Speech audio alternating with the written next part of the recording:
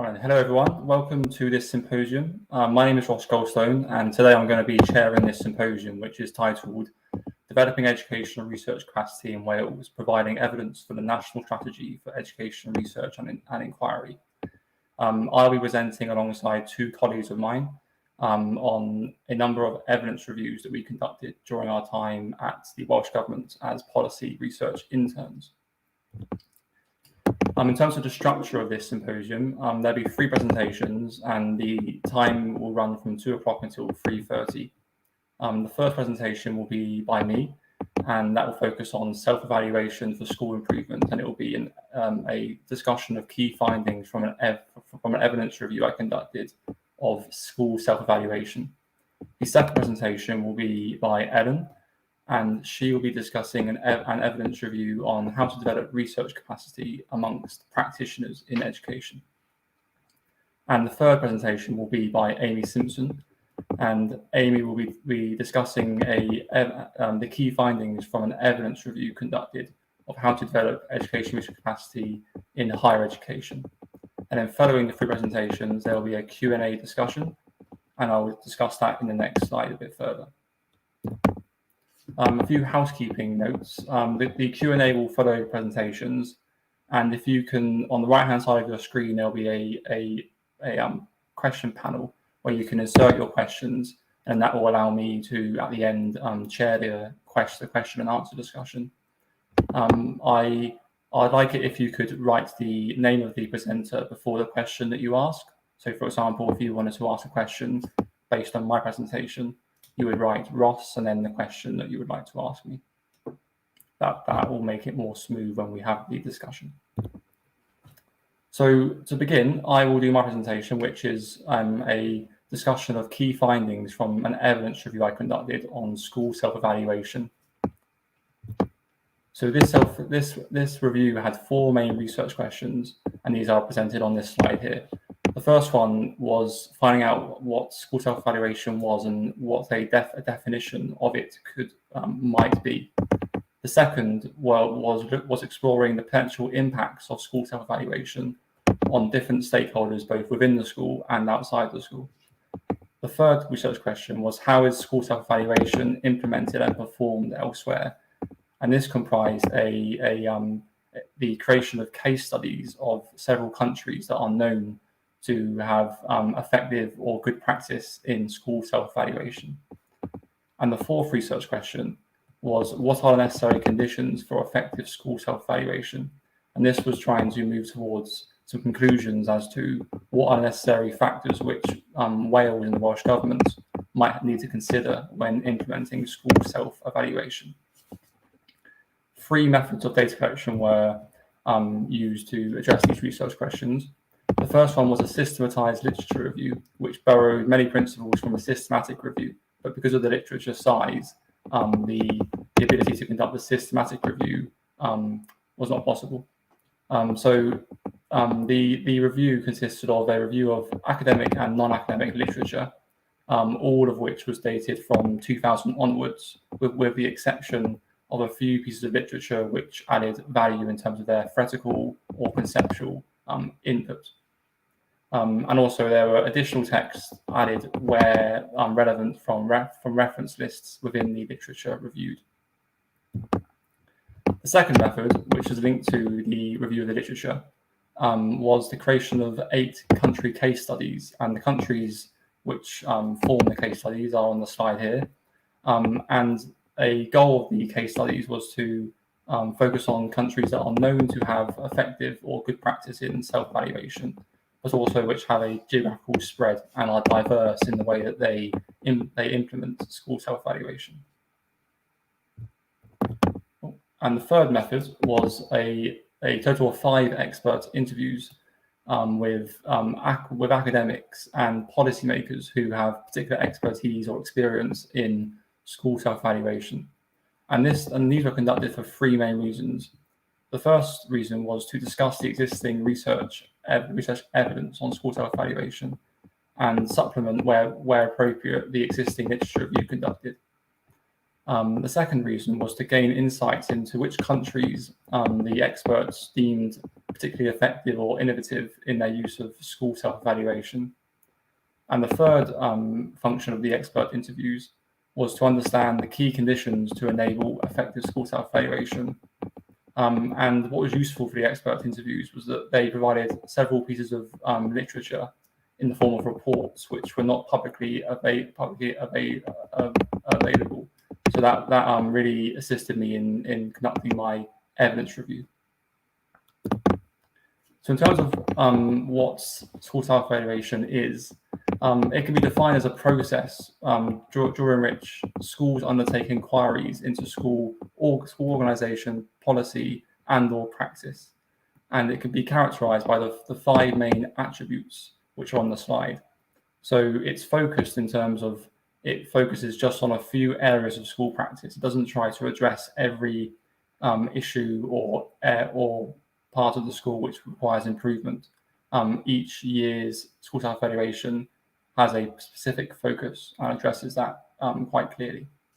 The second one is it's continuous, and by this I mean that it's conducted on a yearly or bi-yearly basis, and the findings of one self-evaluation will go on to feed into the forthcoming year's self-evaluation process. The school self-evaluation process is also democratic and inclusive. And by that, I mean it's conducted by the school, for the school, with support from external stakeholders. And it also tries to involve a wide variety of stakeholders, both within the school and outside the school. It's transparent in that the findings of self-evaluation will be disseminated to relevant stakeholders.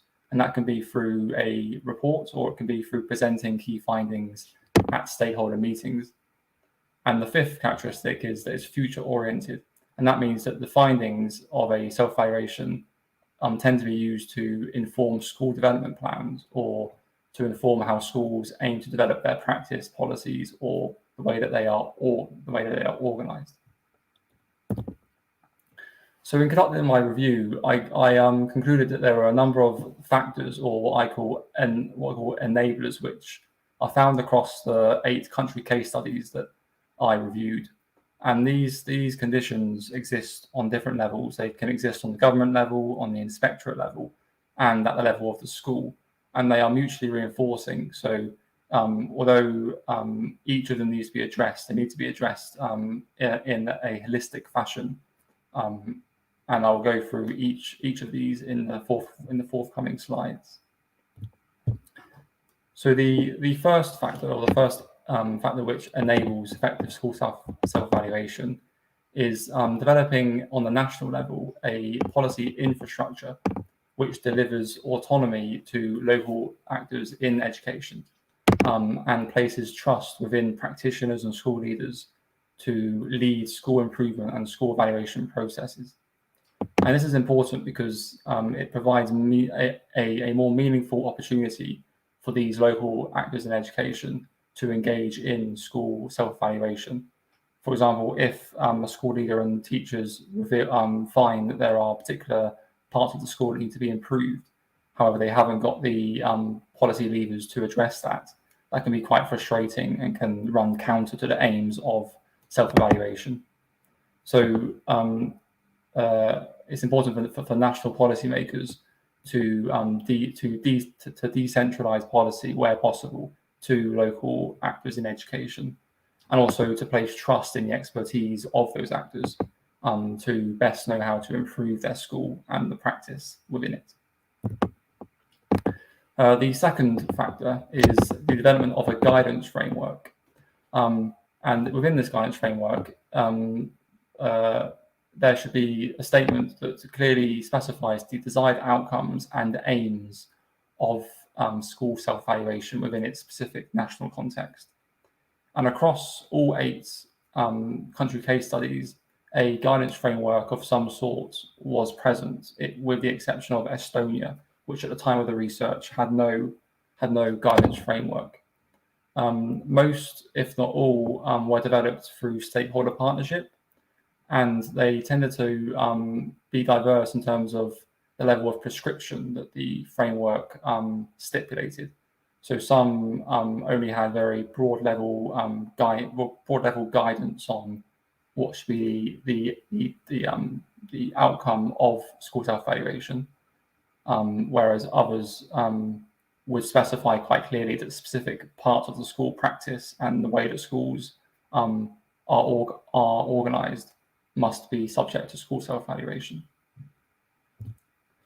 The third factor is school leadership, and the key thing here is that there should be an embodied commitment to self-evaluation and evidence-informed practice from school leaders. So that consists of school leaders showing people within the school and outside of school that they make use of the findings of school self-evaluation, and also use data and research to inform school development. But also school leaders must adopt a more inclusive and empowering approach to how they manage the school. And that means that they must dilute the responsibility for self-evaluation across the school.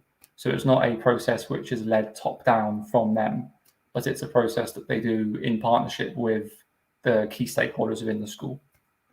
And also school leaders must develop a systems thinking mindset for thinking through how to improve their school. And this is depicted in the picture below. So the outcome, the topic of school self-evaluation will be student outcomes, so how to improve student outcomes. So if you develop a systems thinking approach, it's not just focusing on one area, so classroom practice, but it's thinking through how school organization, school processes, and classroom practice feed into student outcomes, but also how the wider social context within which outcomes are produced, how that factors into the production of student outcomes. So it's thinking more in a more holistic way about how to improve school. And linked to school leaders is the importance of school culture. And what's important here is that there needs to be a school culture created which recognizes the value of school self-evaluation in its own right, not merely as a precursor to external inspection by an inspectorate, but instead it's a process that is valued by practitioners and school leaders in its own right.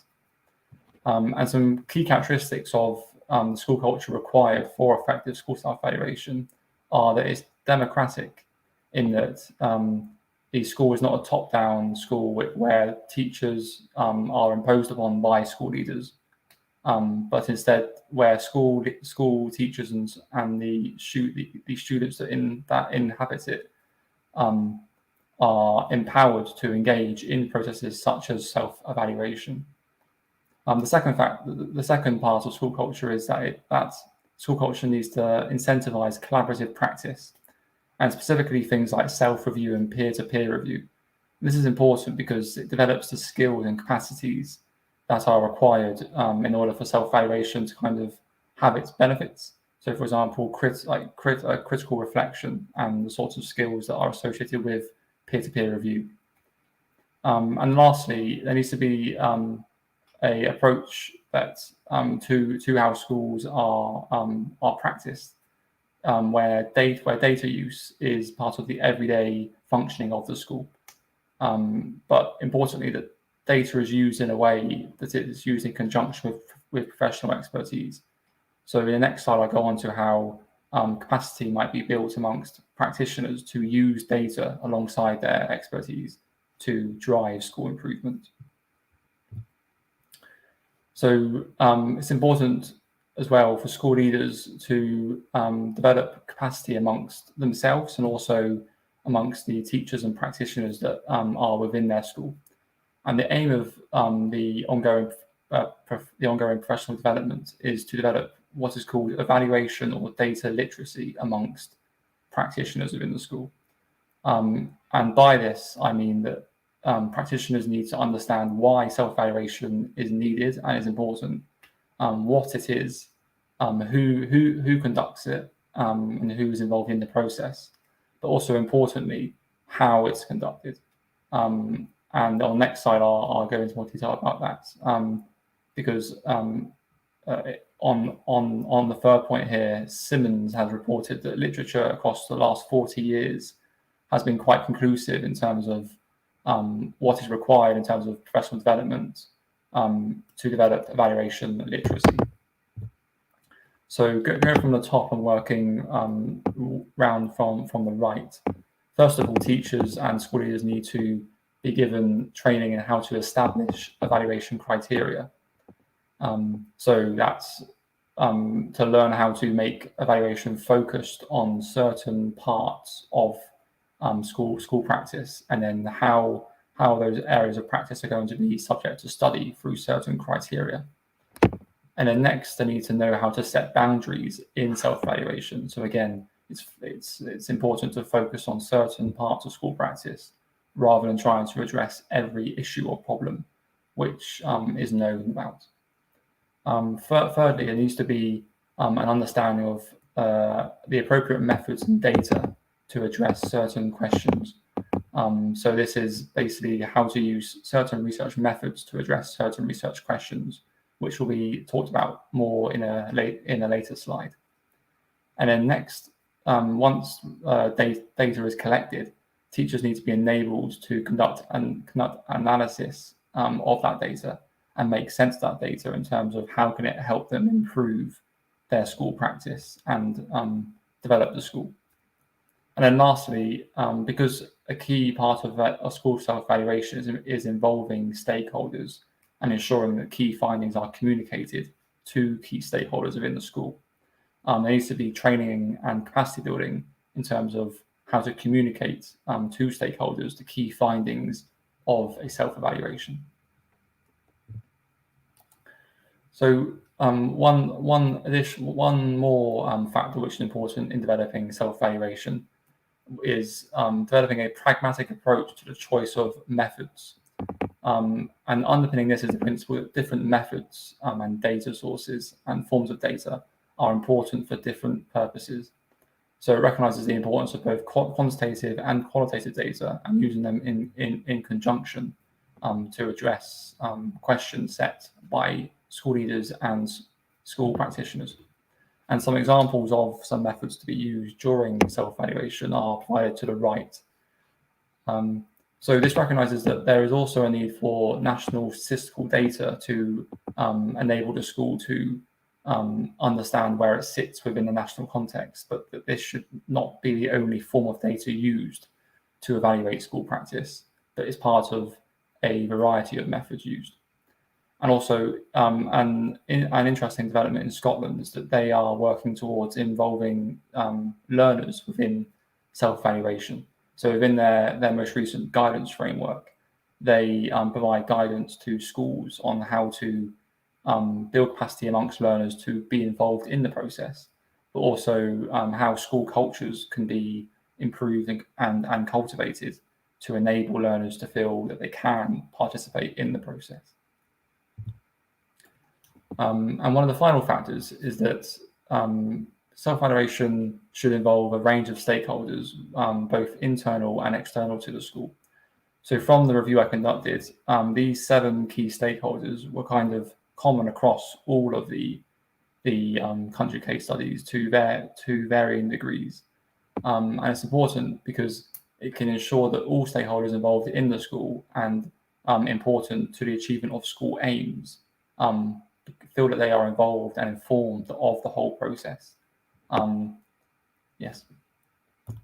And then the final factor is that external validation is conducted by the inspectorate or by the national policymakers through a mechanism of their choosing, but that this is secondary to self-evaluation.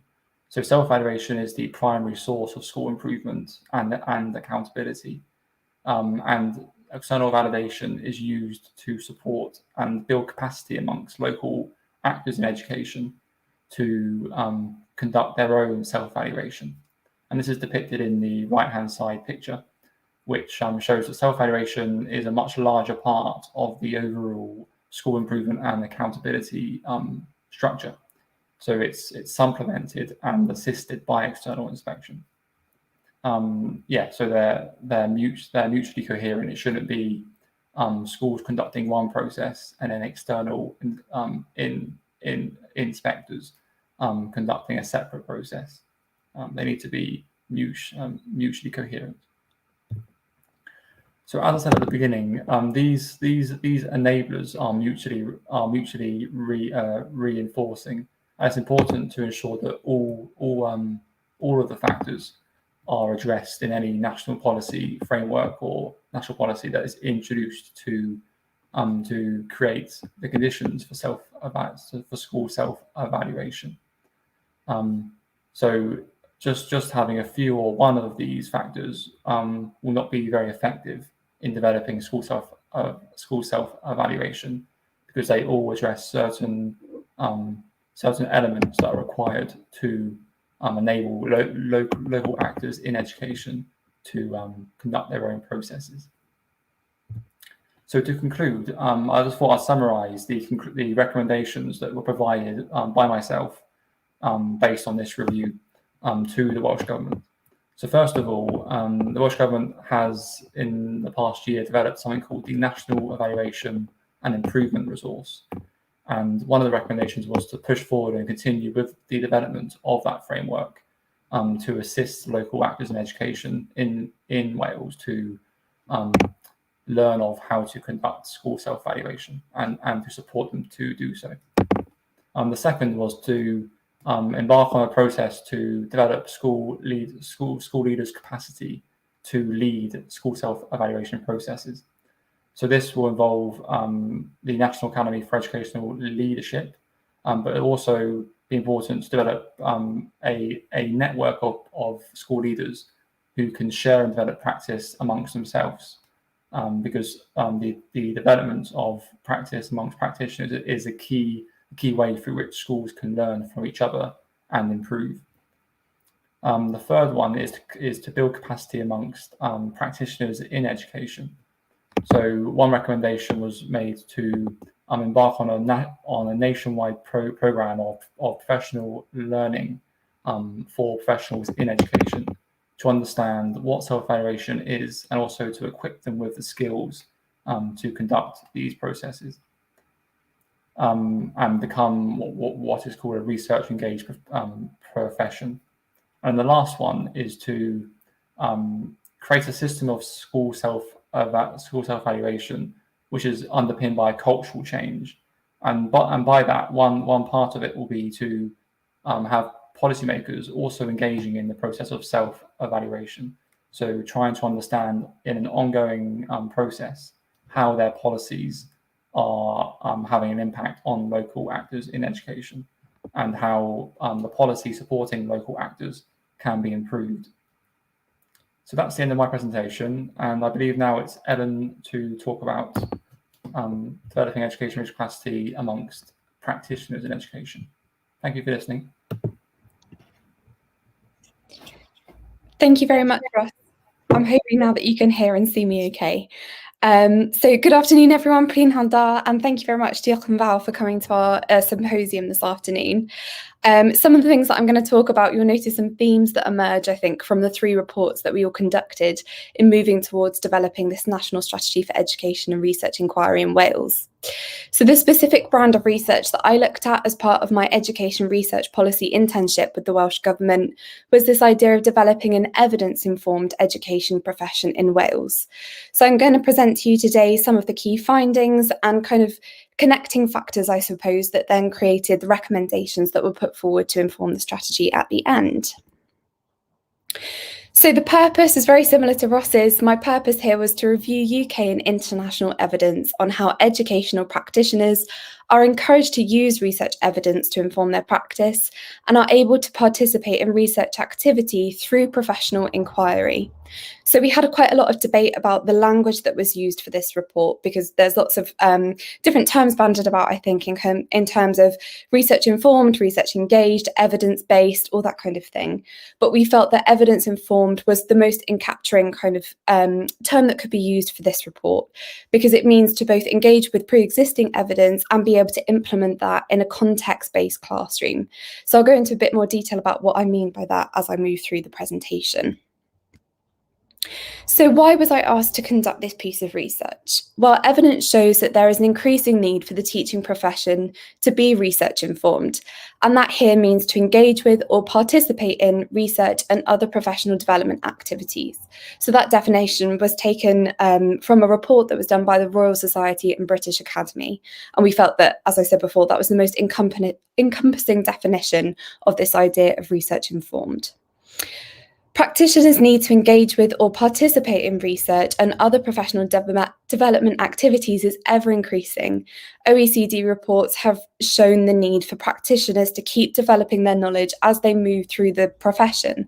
And the more I kind of got into this research and the more evidence I found, the more the need was shown for that to continue for teachers in the middle of the career or more towards the end of their career, not just at the beginning. So this idea of kind of creating a sustainable model for the use of evidence in the classroom.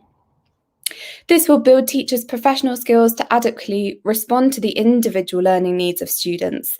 And this was a really important aspect that came up in lots of the literature that I was reading, the idea that there may not be a one-size-fits-all approach to using evidence in the classroom. However, as evidence suggests that in the past, education practitioners in Wales have not consistently used educational research in practice. We have many different consortia within Wales, and that means that sometimes not everyone has used research evidence in the same way or at the same pace. So this approach was trying to look at how we could make sure everybody is working together towards this same communal goal. So the research questions that I posed to try and find out more about this topic were what models and approaches are being used to create an evidence-informed teaching profession in other parts of the UK and internationally. So similarly to Ross, I took a case study approach and I looked at different countries to see what we may be able to learn and or apply to the context of Wales. How could these models help to inform the development of evidence-informed education practice in Wales in a more practical sense? And how could findings from this review be used to inform and develop a sustainable model of evidence-informed practice in Wales? So in order to do this, I conducted a systematic search of relevant literature. There's a list of all the different databases that I used in just a second. As I said, I did case study work, starting with research schools that were based in England. I also conducted interviews with leading academic researchers, practitioners, and educational professionals to make sure that what we were putting together in the evidence matched the practice and what was actually happening in the reality of the classroom. I used phrase searching in order to conduct the literature review and used many different sources, including all the information from BERA, the OECD, the Royal Society, the British Academy, lots of different government websites and case study country websites too. Key criteria for these searches included the relevance to the Welsh context. So sometimes that meant in terms of curricular crossover, sometimes it was in terms of teacher education crossover, other times it was to do with bilingualism, the approach to using the two different languages within a curricula, things like that. Aim and design of the education strategy was important, the quality of the data and analysis, and the reliability of the claims and associations based on the evidence that was presented. The case study countries that I looked at, as I said, I started in England, but I kind of travelled the world through my laptop, which was really nice during lockdown. So I also looked at Scotland, Northern Ireland, Finland, Estonia, Ontario in Canada, New Zealand, and Singapore.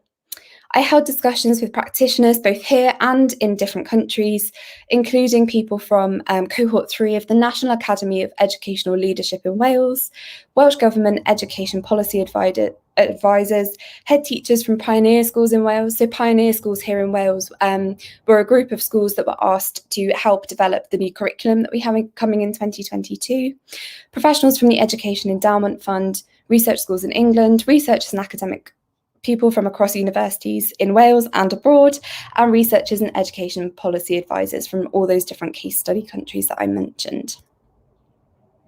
So this is a very broad diagram, really, of all the different factors, like what Ross was saying about his research, that played into this idea of how we may develop a research-informed education profession here in Wales. Time and space, accessibility, leaders, collaboration, sustainability, and building practitioner confidence in using more research in the classroom were all identified as key themes that emerged from all the different case study countries and things that we need to think about here in Wales too. So I'm going to begin now by just going through a little bit more detail about each of those different factors before presenting the recommendations that were made for the national strategy. So first of all, collaborative networks were shown to be really, really important. And this wasn't just across schools, this was in regions, nationally, and in the international context as well, but also at different levels of stakeholder engagement too. So cross-institutional approaches to undertaking research designed to improve pedagogical practices was shown to lead to impactful outcomes for practitioners and learners. So by cross-institutional there, I looked at this idea of integrating more research from the university setting, more community-based research and research within schools, and sharing that practice across all of those different networks in order to develop and identify what may work in that practitioner's specific individual classroom. There was also a real need, and evidence showed that it was really important to use these collaborative networks to be able to communicate the research accessibly. The sharing of what works or best practice, I know they can be controversial terms depending on where you sit on the usage of those for professional learning, but also shown to be really useful if those relationships could be built and strengthened. The evidence showed that this could help to bridge the gap between the theory and the practice. I think sometimes we're not always very good at connecting those two things together, but evidence from other countries that I'll go into a bit more detail about in a minute showed that if we can take this cross-institutional approach, these gaps became fewer and far between. Overall, the use of networks and the evidence showed that there are enhanced opportunities and outcomes for pupils, which overall improved pupil learning and broadened the choices that were made within the curriculum. Obviously, ultimately, whatever we're doing in education, that's our goal, is to improve the pupil outcomes. So collaborative networks look like a really positive way to be able to do this. On a more kind of personal level for practitioners, when I was talking and discussing this idea of collaborative networks with the practitioners, they shared this idea that speaking to other people, belonging to a community of practice where it was okay to share and try new ideas, and not everything was going to work, not everything was going to be correct all the time, helped to develop their confidence in communicating and talking about these ideas and their own literacy skills within how to use more academic complex research literature, how to think about implementing that within their own classroom. This, in the end, created a more all-inclusive education professional approach. And by all-inclusive there, I also mean the people who support education in terms of teaching assistants, people on lunchtime duties, who have a role within the education system, but aren't necessarily the typical practical classroom practitioner that we think of. There were some really excellent examples of how this may work and things that we could think about to implement this here more in Wales. Those examples came from the case study countries that I looked at, including evidence from the Education Endowment Fund, the EEF, that operates research schools networks within England.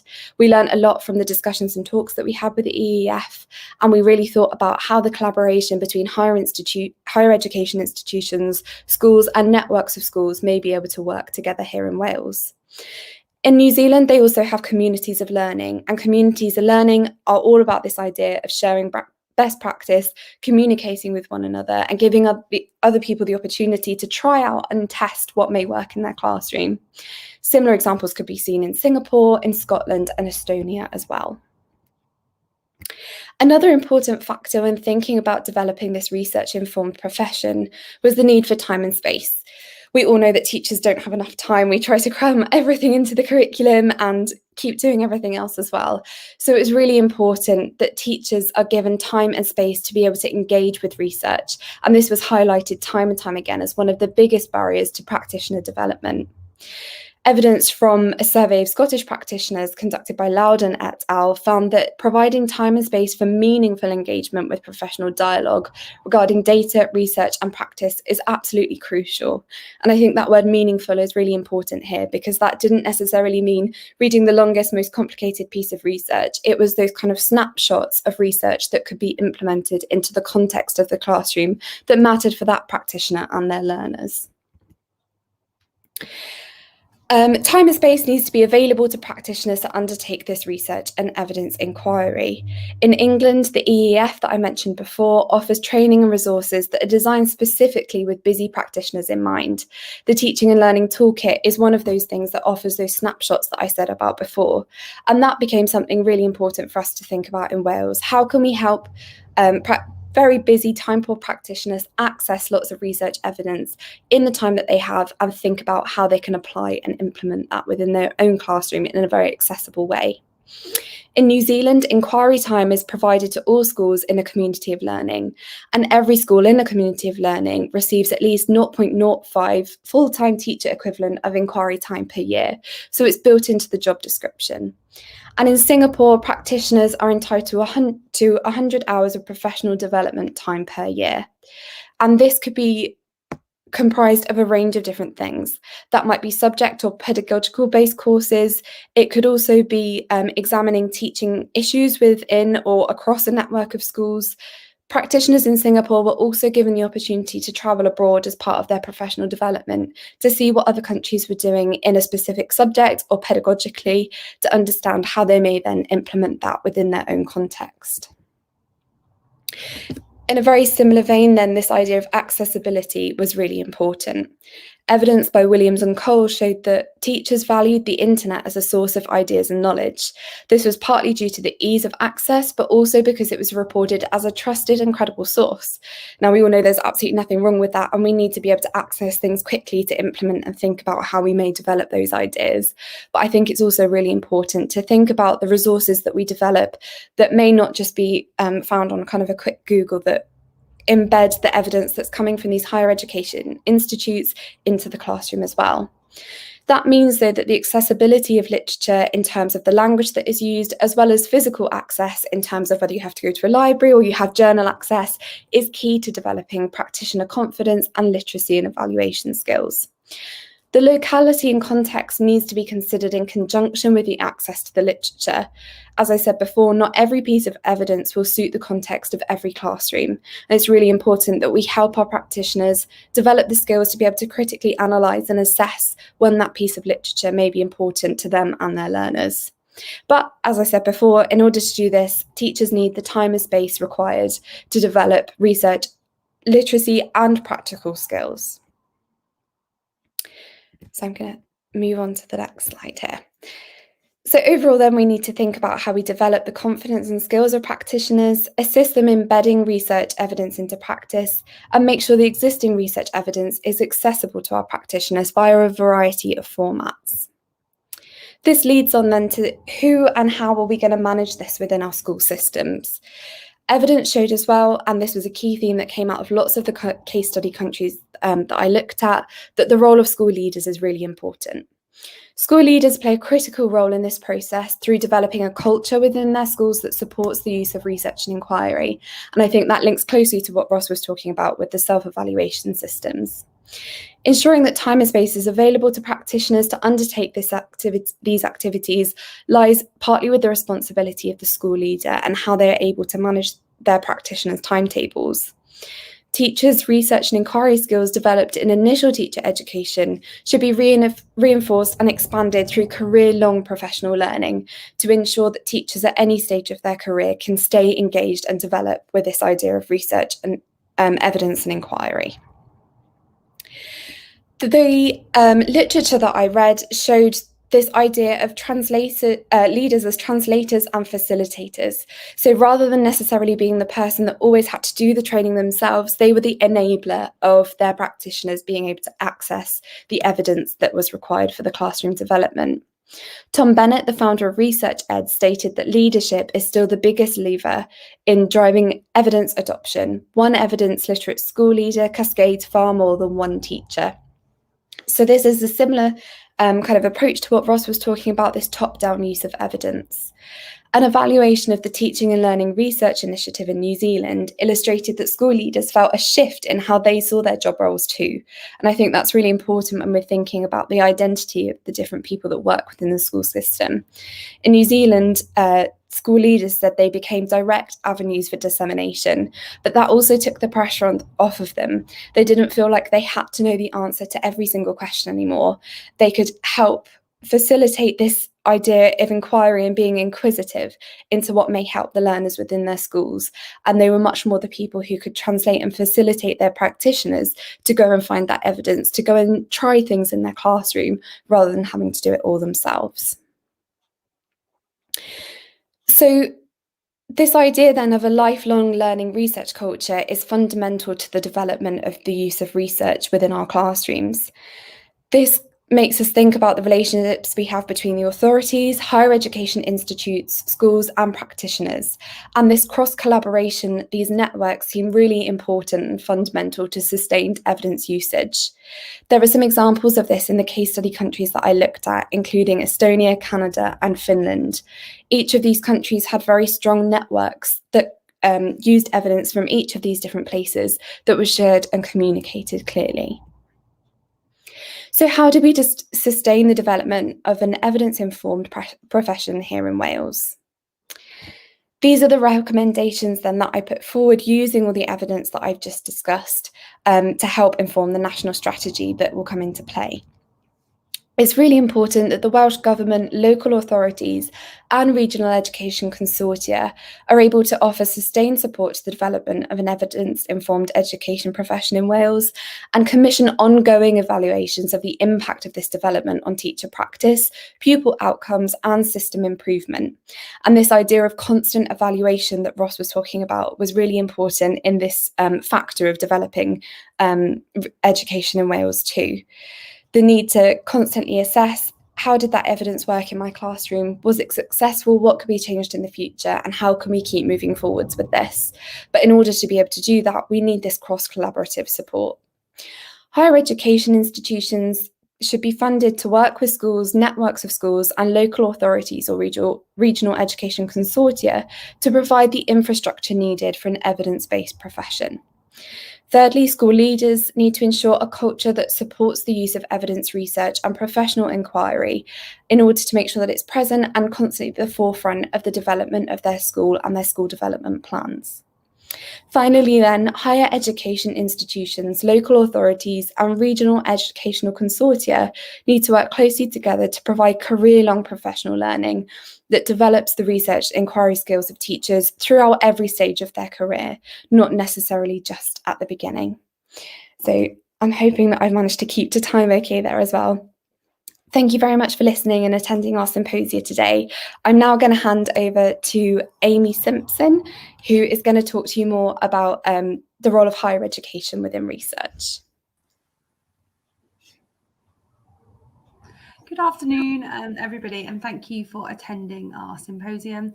And also big thanks to Ellen and Ross for their super insightful presentations.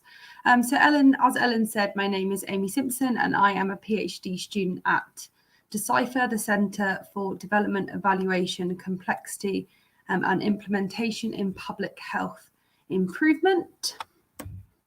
So like Ellen and Ross, I have recently undergone an internship at the Welsh Government, which entailed producing 2 evidence reviews, one of which I am going to speak about today. So the rapid evidence review, which will be the focus of this presentation, was written to support the development of the national strategy for education, research and inquiry in Wales. And the purpose of the review was to synthesise what effective approaches to educational research capacity are being adopted by higher education institutes across the UK and the globe more generally, looking at how these approaches and practices could be implemented within the Welsh context. So the presentation will begin by providing some background to what is understood by research capacity, outlining the evidence review's methodology and research questions, before going on to present some of the key findings from the review and giving very much a whistle-stop tour before closing with some of the report's policy recommendations. So understanding educational research capacity.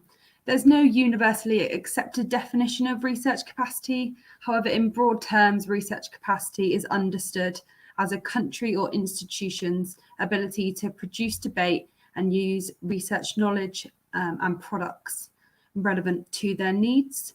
So how can we build and strengthen research capacity? Research capacity building aims to enhance the abilities of individuals, organisations and systems to conduct high quality research, to disseminate findings effectively and efficiently, and to create impact or change. And these 3 integrated and interrelated levels of research capacity the individual, the organisational and the systems level, have all informed the concepts searched for in the literature review and the lines of inquiry in the stakeholder interviews, which leads me nicely onto the methodology. The evidence review adopted a geographical case study approach, very similar to Ross and Ellen's, by purposefully selecting countries, with the other UK countries being selected and 3 countries from across the globe also being selected. So New Zealand we thought would be a good country to select because it kind of has similarities to Wales. Ontario in Canada was an area where there was good practice highlighted, and United Arab Emirates we just thought would be an interesting country to look at. And a subsequent case study was added to the research, as once I started exploring education research capacity strategies across countries, I realised that my home research centre within Cardiff was implementing a range of strategies to support research capacity, and I thought it would provide a great example of how this was being done well within the Welsh context. The research questions were as followed. How is educational research capacity and volume within higher education institutes developed in these case study countries? How and to what extent are HEIs collaborating with other academics, policymakers, and practitioners in these countries? So the data collected, a mixed methods approach was utilised. Firstly, a literature review was conducted and focused upon how capacity for research in education is established and strengthened in each of the case study countries. And this involved looking at whether the country had a government-led strategy for education research and inquiry, and then exploring the more generic approaches adopted by universities within each of their countries. And this typically involved looking at whether the universities had education research and development strategies. And then to follow on from the literature review, expert stakeholder interviews were held with at least one representative from each of the case study countries. These tended to be with academics within the field of education, and the interviews acted as a validation exercise to ensure I hadn't missed anything key at the national level, but also allowed for further exploration of what the universities themselves were doing in terms of building and establishing research capacity. So moving on to the findings. So out of the 6 case study countries, government-led strategies to support education research and inquiry were only identified for 2 of the case study countries, and these were Scotland and Ontario. Obviously that was at the provincial level. So I'll move on now to speak about each of these strategies. The first being Scotland, who published the research strategy for Scottish education in 2016. And the strategy identified 4 key priorities for Scottish education set out in the National Improvement Framework and Implementation Plan, which is on the left. And these priorities were aimed to be achieved via the Scottish Education Research Strategy. So firstly, this was aimed to be achieved by supporting research infrastructure and independent research via a partnership between the Education Endowment Foundation and also the development of Education Scotland's Interventions for Equity website. Secondly, by understanding what works and what has worked in Scotland, the Scottish Government have been undergoing long-term changes, and therefore the development of a evidence base on what works within the Scottish context was identified as key. And thirdly, understanding the capacity of the system to use evidence. So recognising the need to understand to what extent the teaching profession and school leaders have the capacity to utilise research and data in an effective manner. And one of the main aims of the strategy was to foster better relationships between research and those on the ground by creating research champions at school, collaborative research between schools and academics, and also developing a national accessible research forum. And in 2020, an evaluation of the effectiveness of the strategy was published, and it found that there were still 2 key areas for improvement, those being a need for more effective relationships between practitioners, researchers and policymakers, with a greater consideration of how academics can work with those at the school level, and a greater value placed on collaboration to foster engagement with research, data and schools, which could enhance the capacity of schooling staff to systematically engage with data and research. So the second country to have a government-led strategy was Ontario. So the strategy, published in 2015, set out Ontario's commitment to developing and implementing policies, programs and practices that are evidence-based, research-informed and connected to the provincial education goals. And as you can see, there were 6 components to the strategy. The listed components of the strategy were seen to contribute towards the development of education research capacity at all levels of the education system. And one of the key initiatives saw the establishment of the Knowledge for Applied Education Network through a tripartite agreement between 3 of Ontario's largest universities.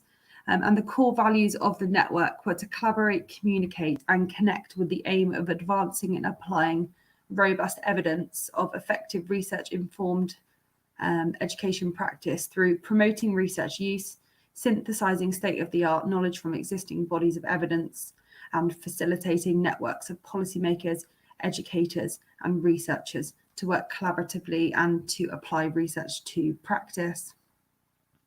And at this time, there were 4 networks that were established: the Mathematics Knowledge Network, the Knowledge Network for Student Wellbeing, the Knowledge Equity Network, and the Indigenous Education Knowledge Network. And these were all established to enhance knowledge mobilisation across the 4 themes. So moving on to more of the generic processes. So in relation to generic practices or strategies which support the development of education research capacity, there were 4 key strategies highlighted in the findings. And each of these strategies will now be discussed in a bit more detail with some good practice examples from the case study countries being provided. So a strong research culture. A strong research culture was viewed as fundamental to the development of research capacity by all the case studies. An example of good practice was seen at the University of Exeter, within the School of Education at Exeter University. All researchers belong to one of their 5 research centres, and these centres act as a researcher's physical and intellectual homes. The centres have clear priorities and promote a sense of belonging and a sense of community. Each centre organises research activities, which include reading papers together, developing research grants, organising seminars and school-level forums, laying on social events and collaborating with researchers within their home centre, but also across centres. And this establishment of a strong research culture was really interesting in relation to the UAE, because at this current moment, the UAE are pursuing an education hub strategy and have created a physical space for research. However, a review of these hubs has indicated that there is a need for the creation of a cultural space in higher education to complement the geographical and the physical aspects of these education hubs. And this creation of a culture of research and the spirit of science, whereby evidence-based research is encouraged and valued, was seen as fundamental to the UAE's further development of educational research capacity. The provision of support, training and research development opportunities and the need to pave career pathways for researchers within education was also highlighted as key to the development of research capacity. Case study countries and the Welsh specific case study provided a multitude of examples of implemented programmes and initiatives. And some of these included some of the things that are listed, such as mentoring schemes, early career development opportunities, and funding and research sabbatical leave. And one example of an early career research and development opportunity and funding is the Lord Kelvin Fellowship at the University of Glasgow. So some of the key components of the fellowship was full funding for 5 years at grade 7 or 8 and a generous research grant allowance, a mentor and entitlement to participate in training programs and courses offered by the university, and ongoing discussions with line managers throughout the fellowship around possible opportunities for continuing post following the end of the fellowship. And this final point was seen as quite important, as one of the criticisms of fellowship is that they don't guarantee employment post-fellowship. The third area key to developing research capacity and evidence and an evidence-based profession was supporting collaboration across the education system, whether this was between HEIs or collaborations across different levels and stakeholders within the education system. HEIs raised the importance of collaborating with other HEIs within their own countries, but also wider and across countries. And for example, this was often noted as either HEIs collaborating with research-intensive universities or supporting universities if they themselves were viewed as research-intensive universities. The importance of collaborating with those on the ground in schools was also viewed as highly important, and the involvement of schools and policymakers throughout the research process was seen as fundamental, particularly in relation to the implementation of policy within practice and the creation of a research literate teaching profession. And one example of a case study country which values the importance of collaboration across the education ecosystem is Northern Ireland. And openness to collaboration was viewed as a priority in terms of developing research capacity, particularly due to Northern Ireland's small size, but also due to their previous historical political dysfunction. And within Northern Ireland, they have developed, well, the government facilitates what is known as the Northern Ireland Knowledge Exchange Seminar Series.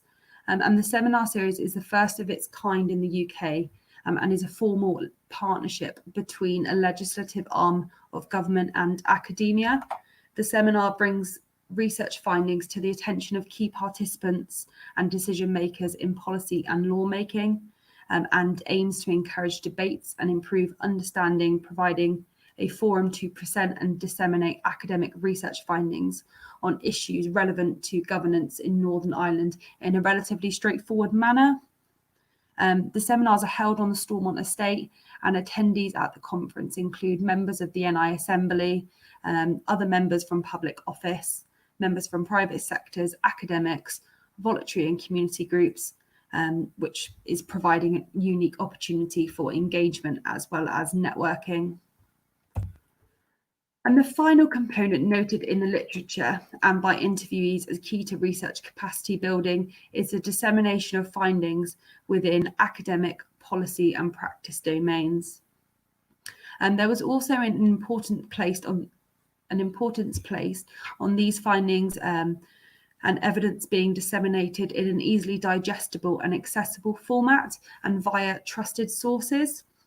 For example, the Scottish Education Research Strategy established the Education Scotland's Intervention for Equity website, which provides information and evidence on a range of interventions being used in schools around Scotland and is primarily aimed at education leaders and practitioners.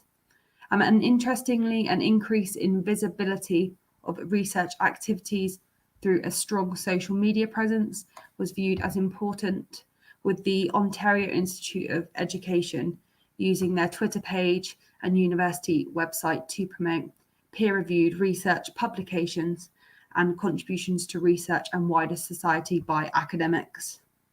The dissemination of research to a wider audience was also viewed to be beneficial to the attraction of students, staff, and potential research funders.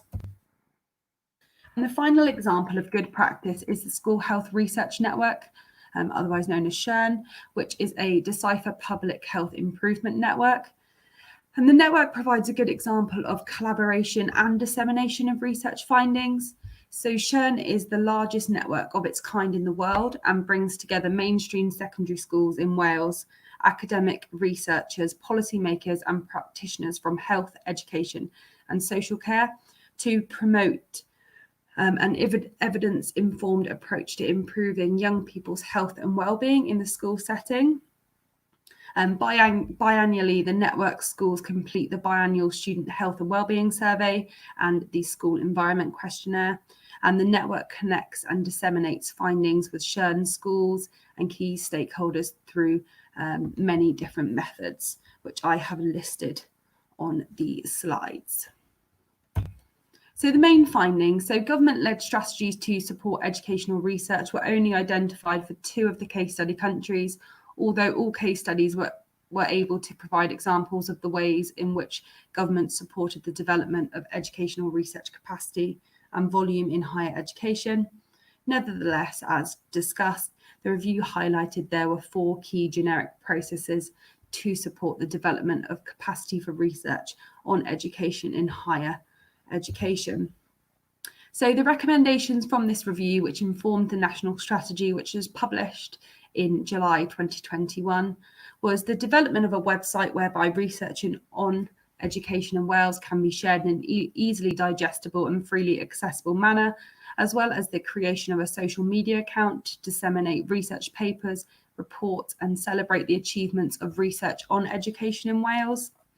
An increase in the numbers of postdoctoral researchers in the Welsh education system through fellowship funding, which leads to permanent appointments in higher education institutes in Wales. Government support to increase collaboration across the education departments in higher education institutes in Wales. For example, specific funding for collaborative projects which focus on priority matters for the Welsh Government. And finally, the development of a national education knowledge exchange series, which could provide opportunities for research on education to be disseminated to policymakers, academics, and those in practice. So thank you all for listening. I'll hand back to Ross now. Right, thanks, Amy. Hi, everyone. Let me swap my screens. So yeah, thank you for your talks. So just remind the people watching that if you want to ask any questions to us, you can go to the right-hand side of your screen and there's a box where you can write your questions, and I will then be able to see them and then project them to the rest of the room. We have one question already, so I'll leave with that, and that is, can any of the panel comment on the role of practitioners in setting a research agenda rather than applying for funding that they are given? I suppose I could start off with that and say that one thing that a national government can do is create sort of spaces where practitioners and researchers and policymakers can share their ideas and share their practice, and that will allow for the practitioners in schools to let policymakers know how their school can be improved and what sorts of research topics can be placed on the research agenda, because the agenda tends to be set by national level policymakers, but it's important for them to listen to both researchers and, importantly, practitioners within schools. I wonder if Ellen or Amy, do you have any thoughts on that? Shall I go? I don't want to talk over the top of each other. Yeah, so I completely agree, Ross. And I think that we're in quite a fortunate position in Wales that I think because this is a new strategy that's coming, the capacity hopefully will be built from the offset in terms of that practitioners will be supported with any funding that might be required if they need to attend a specific training course or something.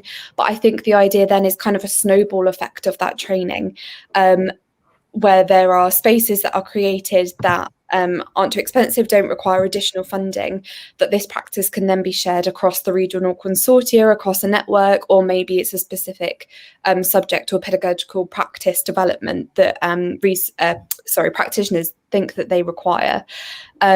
So I think that there is going to be quite a level of flexibility in terms of the agenda that's set. So like Ross said, it will be at that kind of national or regional level in terms of overarching aims, but because the focus hopefully will be on this context specific classroom practice, that will give practitioners the flexibility then to apply the research as they see may best fit the pupils and develop pupil learning within their specific classrooms.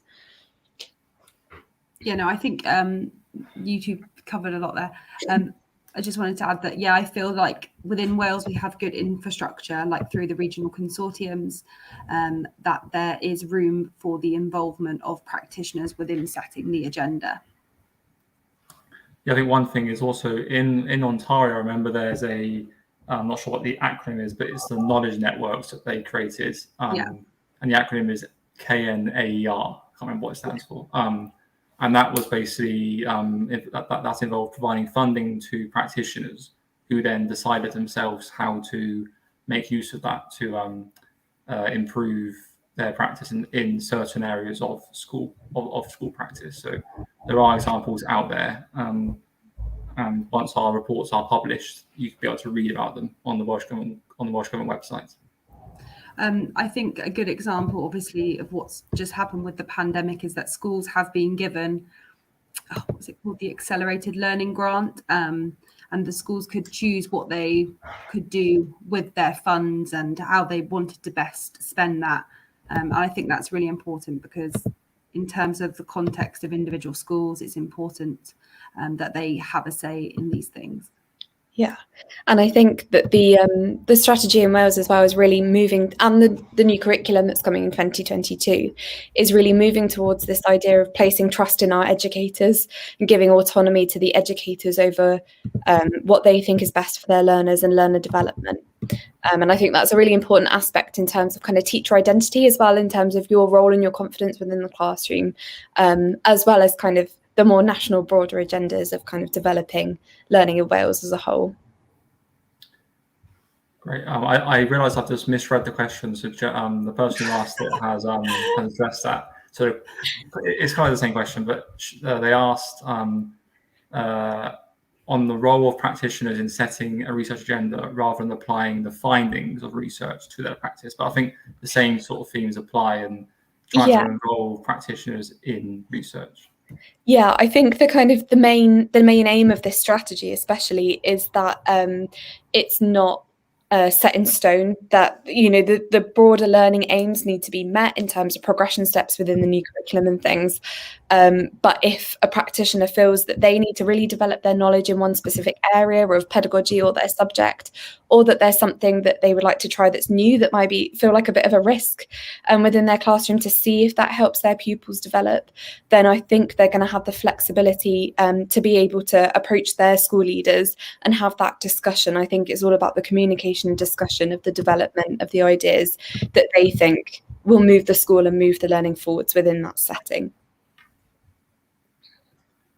Great. So, yeah, great. So you don't necessarily have to go retrospectively, I guess is what I'm saying. You don't have to pick a piece of research randomly and then apply it. It kind of works the other way. It's a bottom up approach in that sense. Great. Another question was, did we meet any challenges in conducting the reviews that we conducted? So that can be whatever type of challenge that you think of. So who wants to go first? I don't mind going.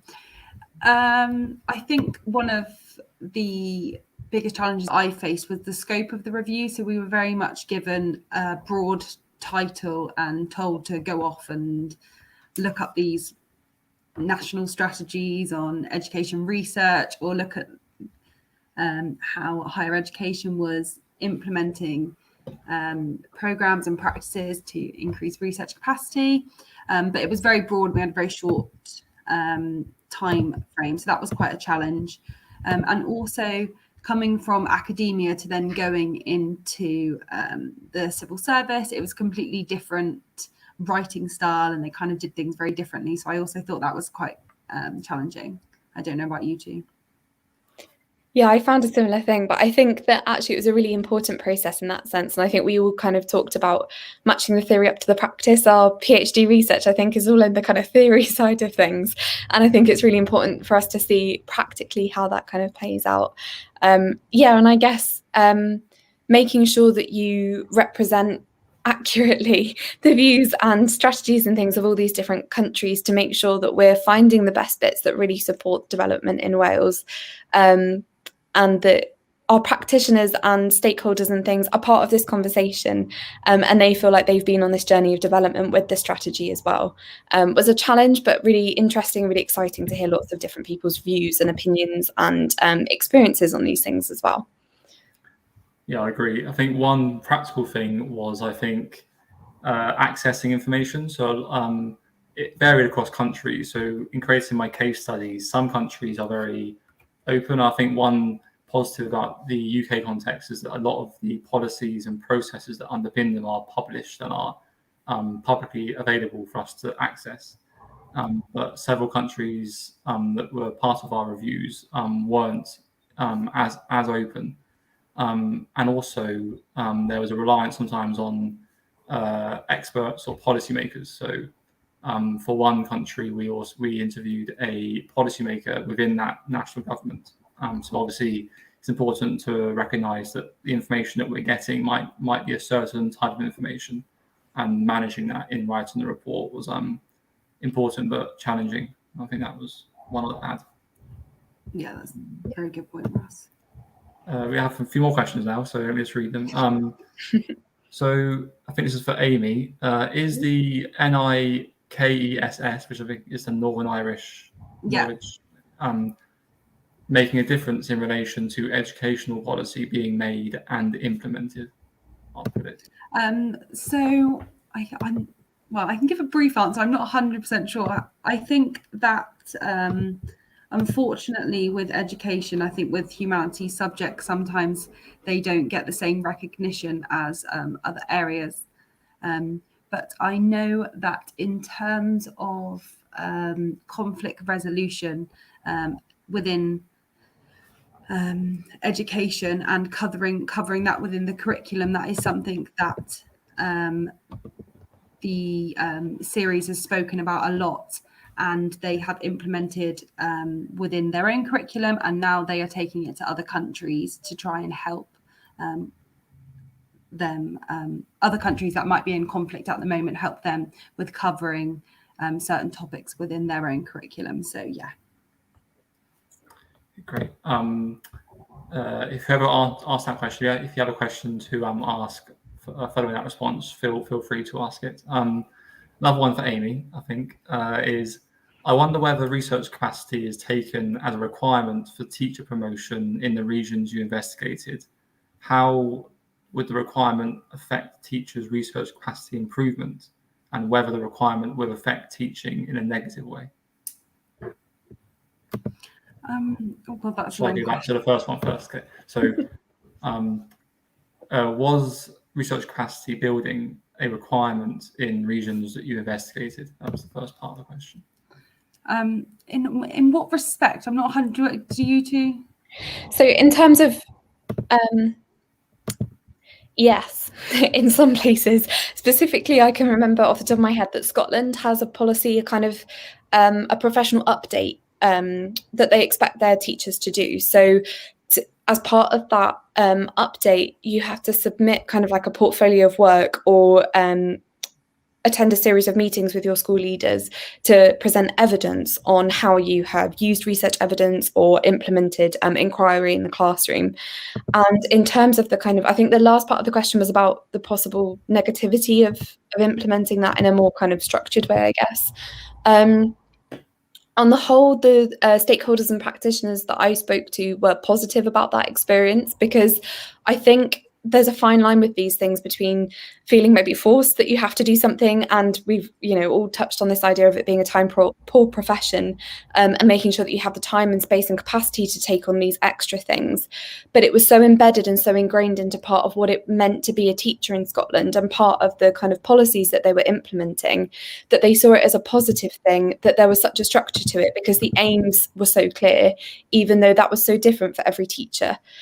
So some teachers created portfolios of evidence on one tiny specific behavioural strategy that they tried to implement in the classroom. Others had looked at that were more kind of, I suppose, deputy heads of department and things like that, the kind of the broader pedagogical practices within the history classroom or something. And so I think the portfolios were very individual, which made practitioners feel that their views on things were very important and their personal development was very important. And on the whole, I think it was a positive experience that they kind of had that structure in place. But I guess if that's overprescribed, then that could become a negative thing. And I don't think that that overprescription is something that we're heading towards in Wales. I don't think that that's kind of on the agenda of the national strategy. I think it's this idea of building it into the school culture so that it becomes a part of what a teacher and educator's role is. I don't know if you've got anything to add or if that answers the question. Okay. Yeah, no, that's good. Another question that we've got is, did each of us discover like an innovative practice or novel aspect of systems in other countries that you were impressed at or surprised at, or you just felt was very intriguing? Who wants to go first? I think just relating to what Ellen was just saying then about Scotland, in Ontario they had for their teacher training, research was actually a big part of that.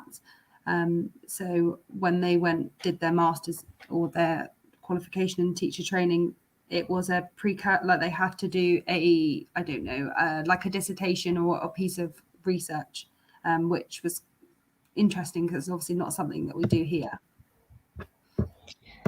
Yeah, and I think something that I found really interesting was actually from Singapore. I think I touched on it briefly in my presentation, but the Singapore Association for Teachers offers bursaries for teachers to travel abroad to observe and take part in international practice.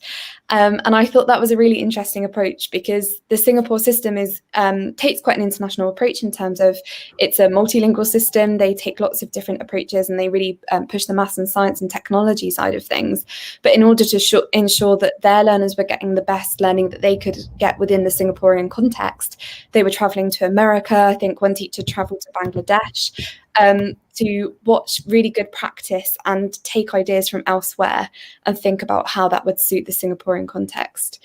And I thought that that was a really collaborative way of thinking about education and teacher development. And again, giving that kind of trust and autonomy over teachers to identify these things and go off and bring back knowledge from elsewhere rather than just necessarily from within that country. Great. I got two because we've all mentioned Scotland, so I thought I'd mention another country. In Scotland, I think the recent introduction of they've introduced a guidance framework to try and encourage learners to be involved in self-evaluation. I think that's quite innovative.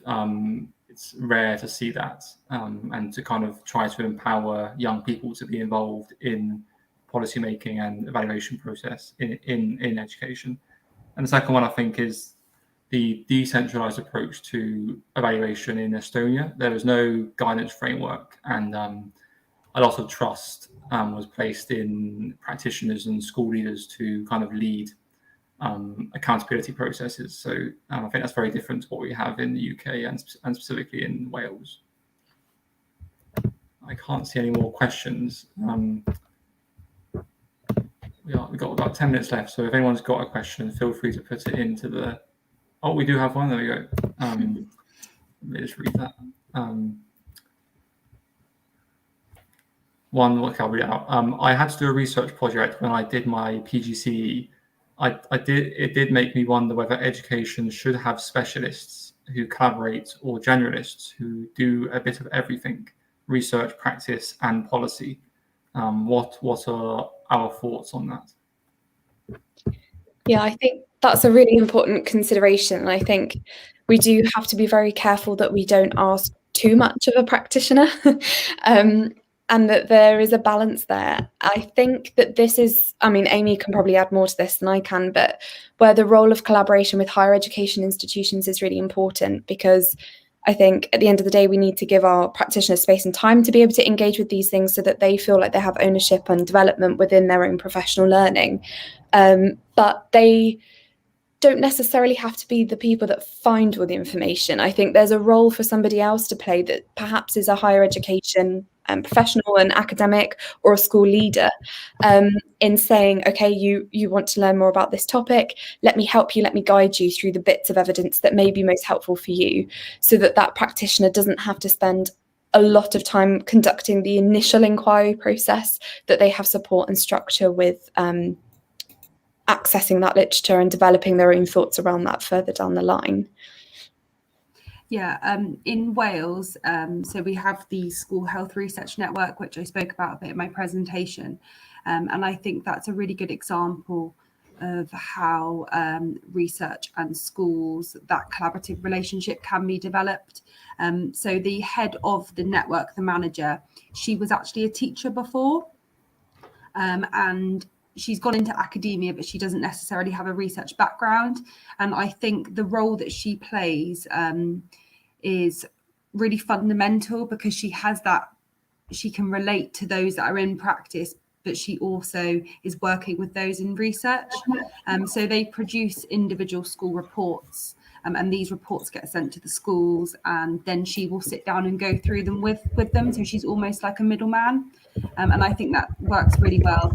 And also there have been opportunities where, teachers have taken like some leave from schools and have actually come and worked within the School Health Research Network to focus on an area that they may be interested in themselves. So I think that could work really well if you could find that middleman that kind of has the knowledge of everything. Yeah, one thing I remember is from the internship is that in Singapore they do have that sort of system where teachers who finish their degrees in who train to be a teacher can choose to either go into education to teach, can be go into policymaking, or be a mix between policymaking and researchers. So in Singapore they do have that sort of system where part of the teaching trajectory for those who train to be teachers is there's one opportunity to go into research-based roles. So yeah, there are examples of that out there. We do have just another 10 minutes left, so if anyone has another question, feel free to put it in, or I can wrap up in a few minutes.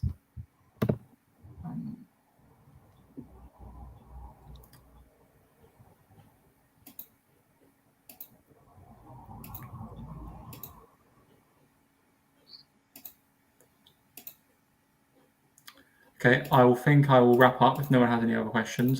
So thank you very much for coming along to our symposium today. It's been really great to have this discussion and to answer your questions. I hope you enjoy the rest of the conference week. And if you are interested in finding out more, follow us on Twitter, and we will share anything that we publish from these reviews that we've conducted.